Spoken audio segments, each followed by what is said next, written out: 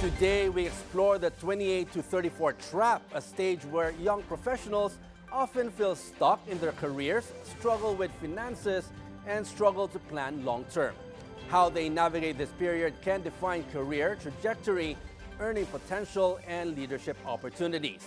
And joining us to break down the economic pressures, workplace impact, and strategic solutions is psychologist and psychometrician Professor Justin Ray and Chavez.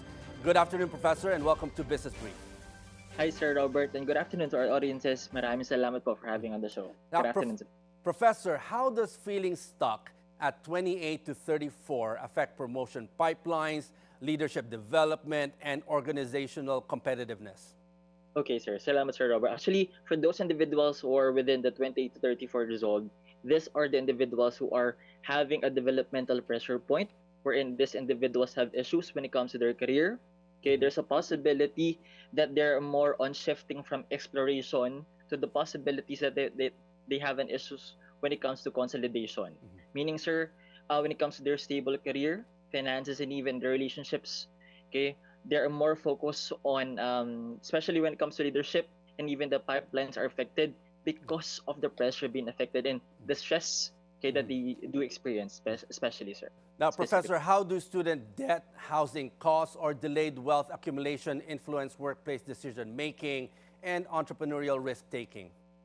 Actually, sir, when it comes to decision making, especially these days, these individuals are affected, brought by their pressure when it comes to their colleagues, brought by their, especially some individuals within their batchmates. For example, sir, there's a possibility brought by the high expectations of the individuals around them. It affects, and that's why they are trapped within this age range. Because their perspective, there's a possibility there's also development of anxiety. In some cases, some develop depressive episodes brought by the trap experience and the emotional pressure that they do have, Sir Robert. Now, Professor, within this age group, can fear of failure or indecision at this stage become a systemic risk for companies, and how can it be measured or mitigated?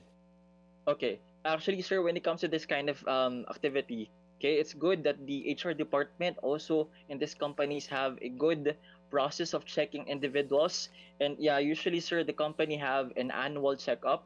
Okay, it's good that the company also have the capabilities to check the employees to have their mental health checkup. So at least we can mitigate, we can properly manage the emotional costs. Okay, because the long-term effect of the mental health effect of the trap that this individual experience, there's a possibility that some individuals might develop issues when it comes to their career. So it's good that this companies that we do have, especially the business, either small or big business these days, it's good to manage both the mental health of these individuals, also the physical health of our employees, sir. Now, how does peer benchmarking via social media affect career mobility, innovation capacity, and professional risk-taking? Actually, sir, when it comes to the social media, there's a possibility of high risk of social comparison, especially when it comes to career success. Because there's a possibility brought by the trap that we do feel, emotional trap, okay? The possibility of comparing themselves, not just through pictures, even through words, okay? Even some individuals posted their story of success, okay? It affects the individual's perspective when it comes to their own career itself. Yes, sir. Is this happening only after the pandemic, or did we see this already happening prior to the pandemic that we all experienced? Actually, Sir Robert, it actually exists prior to the pandemic itself. Wherein, way back then, it happens. Okay, there's a possibility, but way back then, it's not properly labeled. But these days, the mental health, even the gender, Sir Robert, is properly labeled these days. So, meaning today, okay, brought by this trend, especially in social media, even the emotional issues that we do have right now, it's been labeled. And the 20 to 34 trap is one of the term being used these days. And Professor, now if a large portion of this age group now experiences stagnation, what are the consequences for organizational productivity, innovation pipelines, and national competitiveness? Actually, sir, when it comes to competitiveness in business, if this will still continue up to this day, especially this year, 2026, there's a high risk that the business will be affected, and the numbers of unemployment will increase as well. So that's why we need to really manage the business, not only the monetary side, but also to manage the mental health of the employees, because the mental health really matters, especially these days. Because if you'll not be managing, there will be high turnover, meaning if there's a high turnover, meaning there will be unemployment and there will be issues when it comes to attendance even. That's why it's good, sir, that we can also propose for these offices to also give the employees on their own discretion to give the employees a mental health leave on their offices, if even at least a week, for example, if needed. So Now, it's a good. yeah. Go ahead, sir. Professor, are we seeing now more companies looking into this and let's say putting more, let's say hiring more psychologists in the workplace, giving more focus on the employees on how they are tackling everyday issues?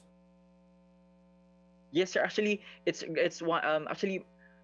numbers of companies already have numbers of psychologists in there, especially for those individuals in the BPO companies, sir. Because the business already routinary within 24 hours business side. Okay, it's good that the existing of psychologists on call psychologists, or even at least nearest hospital that can be one of the best. One can be considered one of the best solutions, sir. Especially these kind of concerns. Now, Yes, sir. Professor, based on your research or your observations, are there differences in how men, women, or different socioeconomic groups navigate this stage? And how should companies adapt mentorship and training to maximize productivity in the workplace? Actually, sir, the difference between male and female, the pressure is just the same. Okay, but the emotional is quite different. The male in the male on the other side is quite experienced. They do overwork, but on the other side, on the female side, they do over emotional overload, meaning they do express more their emotions. That's why it's good when it comes to the company itself to manage also getting perspectives, sir, to both male and female. Because if we do manage the both gender, especially in the management and the business, and through training, okay, having gender sensitivity can be one of the best strategies, sir. Because for example, I'm the business itself, it's good to get the perspective, having management of training, sensitivity training, even for both male and female, because male have a personal issues on their gender, even with the female, even on the LGBTQIA plus community, sir. It's good to balance both all of this, because the idea of balancing, okay, especially because the 2034, sir, it's not Yes. just about the career itself. Even I for see. some individual, they're also trapped when it comes to their gender identity. So that's why it's good to also balance that kind of idea, so at least the business will not be affected. Okay, on that note, thank you very much, Professor Justin Ray Chavez, for breaking down the 28 to 34 trap and showing how young professionals can turn it into an opportunity for career success, financial growth, and long-term impact. Thank you. Salamat, sir.